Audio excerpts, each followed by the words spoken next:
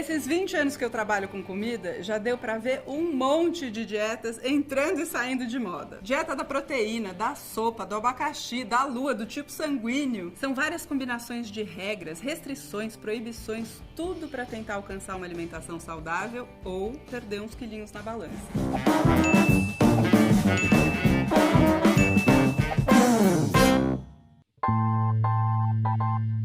Para ter uma alimentação saudável, é preciso comer comida de verdade. Mas tem muita gente que ainda acha que saudável é sinônimo de regime, né, professor? Na realidade, o regime, ou as dietas de regime, ou as dietas para perder peso, elas são o oposto da alimentação saudável. Em primeiro lugar, porque elas não são sustentáveis, né? Essas dietas malucas, né, que enfim, implicam várias interdições, você não pode isso, não pode aquilo. Quando restringe Quando você algum restringe, alimento, né? Primeiro, elas não são sustentáveis. Elas, em geral, as pessoas conseguem ficar nessa dieta, nesse regime, por muito pouco tempo.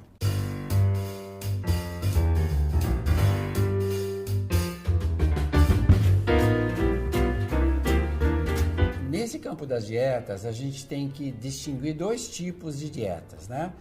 Uma dieta feita a partir de produtos ultraprocessados, que são esses shakes, esses pós, enfim, que são produtos ultraprocessados, tipo ração animal, e que estão totalmente, não são comida de verdade, eles não entram dentro das recomendações que a gente acha adequadas.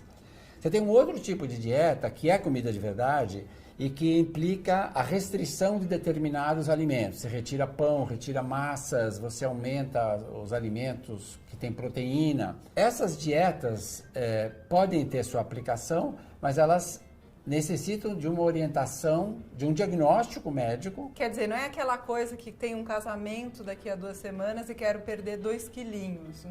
Essa seria a pior situação. A dieta só tem razão de ser se houver uma indicação médica para que você as faça. E a dieta mediterrânea, por exemplo?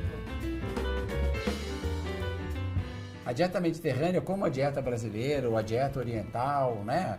Ou a dieta tradicional de outros países, na realidade ela é um conjunto de alimentos, é um tipo de combinação de alimentos que inclui também as formas de se alimentar, os modos de comer, né? O contexto cultural que cerca a alimentação. A gente deveria chamar a dieta mediterrânea, de fato, de um padrão de alimentação mediterrâneo. Esses padrões alimentares, eles vão sendo criados pela população, com o que tem de alimento ali disponível de acordo com a cultura, durante muito tempo, e só posteriormente é que os cientistas vão analisar esses padrões e acabam até chamando de dieta. É mais ou menos isso? Exato.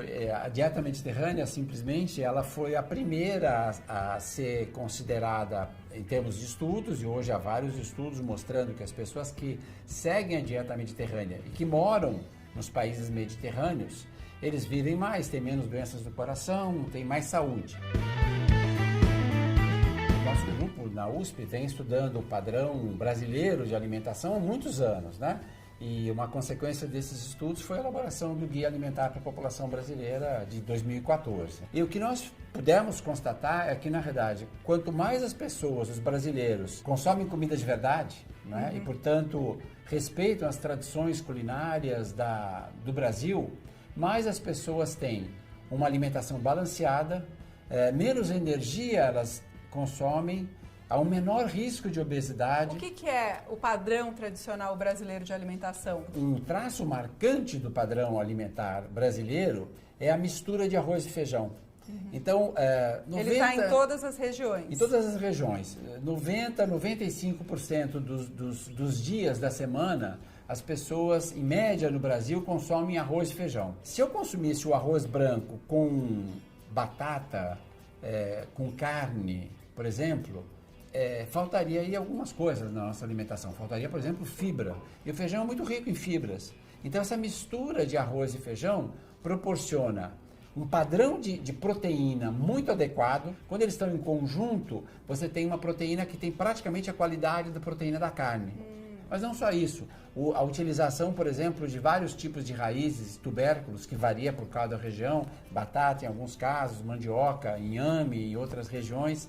As frutas também, uma variedade muito grande de frutas, o consumo de frutas é bastante importante no Brasil. As misturas, de maneira geral, né, a utilização da carne, da proteína animal, como mistura, como ingrediente de preparações culinárias, e não a carne como sendo o único alimento consumido, com algum tipo de acompanhamento, né? Então, são vários tipos de combinações que a gente encontra no padrão tradicional brasileiro de alimentação, que em comum são comida de verdade, e em comum são nutricionalmente equilibrados e representam o tipo de alimentação que vai proporcionar mais saúde e mais prazer. Não dá para dizer que tenha um padrão alimentar melhor que o outro, que dá para dizer que provavelmente, talvez para os brasileiros, o padrão alimentar daqui seja melhor do que o Mediterrâneo. Exatamente. E os países onde os padrões tradicionais de alimentação foram abandonados, né?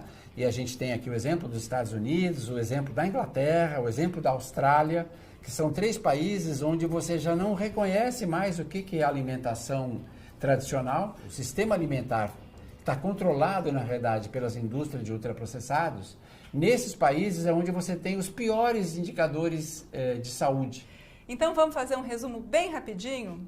Professor, o que as dietas, ou melhor, os bons padrões alimentares têm em comum? São comida de verdade e não incluem alimentos ultraprocessados. E consideram todos os grupos alimentares. E a próxima aula vai ser bem prática. A gente vai te mostrar o que você precisa saber para cozinhar comida de verdade.